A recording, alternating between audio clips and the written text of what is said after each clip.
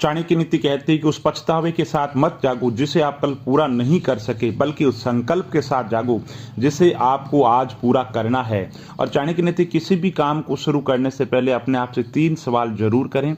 मैं ये क्यों कर रहा हूं, मैं ये क्या कर रहा हूं और इसके परिणाम क्या हो सकते हैं। और चाणक्य नीति कहती है कौन क्या कर रहा है, कैसे कर रहा है, क्यों कर रहा है, उक्त बातों से जितना दूर रहोगे उतना खुश रहोगे। मूल्यांकन खुद का करो, आसपास की परिस्थितियों में क्या घटित हो रहा है ये जानना बहुत ज्यादा जरूरी है, लेकिन उनमें उलझो मत। बस नजर रखो कि आसपास के अंदर क्या हो रहा है और दृष्टि खुद पे रखो और खुद का मूल्यांकन करते रहो।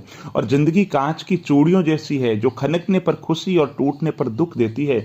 और चाणक्य नीति कहती है कि पानी के बिना नदी व्यर्थ है, अतिथि के बिना आंगन व्यर्थ है, प्रेम नहीं हो तो सारे संबंध व्यर्थ है, और जीवन के अंदर अगर कोई गुरु नहीं हो तो ये जीवन व्यर्थ है। चाणक्य नीति कहती है कि जब तक हम दौड़ने का साहस नहीं जुटा पाएंगे, हमारे लिए प्रतिस्पर्धा के अंदर जीतना हमेशा असंभव रहेगा। इसलिए चाणक्य नीति कहती है कि दृढ़ इच्छा शक्ति रखो। दृढ़ इच्छा शक्ति के सामने सबको झुकना पड़ता है। दृढ़ इच्छा शक्ति है जिसके सामने भाग्य भी झुक जाता है।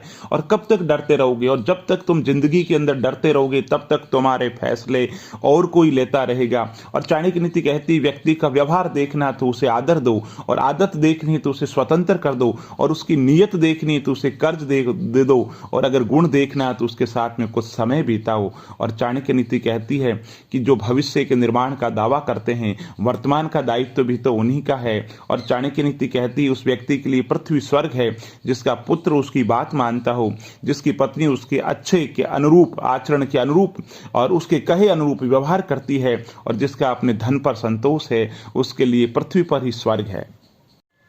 हम हमारी रोजमर्रा की जिंदगी में किसी भी शख्स से मिलते हैं तो हमें पता चल जाता है। पता कैसे चल जाता है?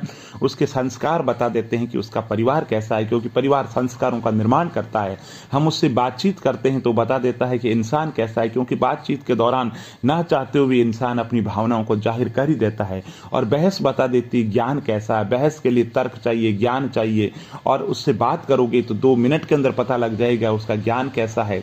नजरें बता देती उसका चरित्र कैसा है। नजरों के अंतर्गत ही गुस्सा होता है, नजरों के अंतर्गत आनंद होता है, नजरों के अंदर प्रसन्नता होती है, नजरों के अंदर भाव होता है। उसे पता चल जाएगा नजर से कि उस आदमी का चरित्र कैसा है। ठोकर लगेगी तो बता देगा उसका ध्यान कैसा है।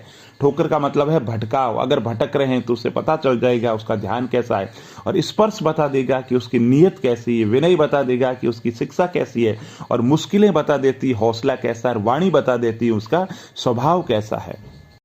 चाणक्य नीति कहती है कि जब दिमाग ठंडा रहे, जुबान नरम रहे, दिल में रहम रहे, तब घर में क्या जिंदगी में भी शांति और खुशियां छा जाती है। और शरीर के लिए सबसे अच्छा इलाज है कि शांत दिमाग हो, और शांत दिमाग के लिए सबसे अच्छा इलाज है किसी बात को दिल पे नहीं लेना चाहिए। और चाणक्य नीति कहती मूर्ख से, पागल से, गुरु से, माता पिता से कभी जीवन के अंदर विवाद मत करो।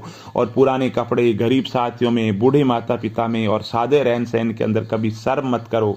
और चाणक्य नीति कहती खुद को अगर जिंदा समझते हो तो गलत का विरोध करना सीखो, क्योंकि लहर के साथ में लाशें बहा करती है, तैराक नहीं बहते।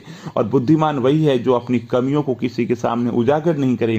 घर की गुप्त बातें, धन का विनाश, दुष्टों द्वारा धोखा, अपमान, मन की चिंता, इन बातों को अपने तक ही सीमित रखे। और चाणक्य नीति कहती बाल्टी नीचे सिर झुकाकर ही कुएं से जल निकालती है।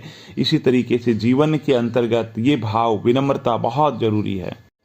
चाणक्य नीति कहती है 2 बातें मानसिक दुर्बलता प्रकट करती है। एक बोलने के अवसर पर चुप रहना, और दूसरा चुप रहने के अवसर पर बोलना। और चाणक्य नीति कहती है कभी भी लोगों की तीखी टिप्पणी से घबराना नहीं चाहिए, क्योंकि खेल में दर्शक ही शोर मचाते हैं, खिलाड़ी नहीं मचाते हैं। और चाणक्य नीति कहती बच्चे को उपहार नहीं दिया तो कुछ समय के लिए रोएगा, मगर संस्कार नहीं दिए तो वे जीवन भर रोएगा। और चाणक्य नीति कहती दूध, दही, छाछ, माखन, घी सब एक ही कुल के होकर भी सबकी कीमत अलग अलग है, क्योंकि श्रेष्ठता जन्म से नहीं बल्कि अपने कर्म, अपनी कला और अपने गुणों के कारण प्राप्त होती है। और किसी मूर्ख को उसकी गलती का एहसास दिलाओगे तुमसे घृणा करने लगेगा, परंतु किसी विद्वान को उसकी गलती का एहसास दिलाओगे तो वह तुम्हारी प्रशंसा करेगा।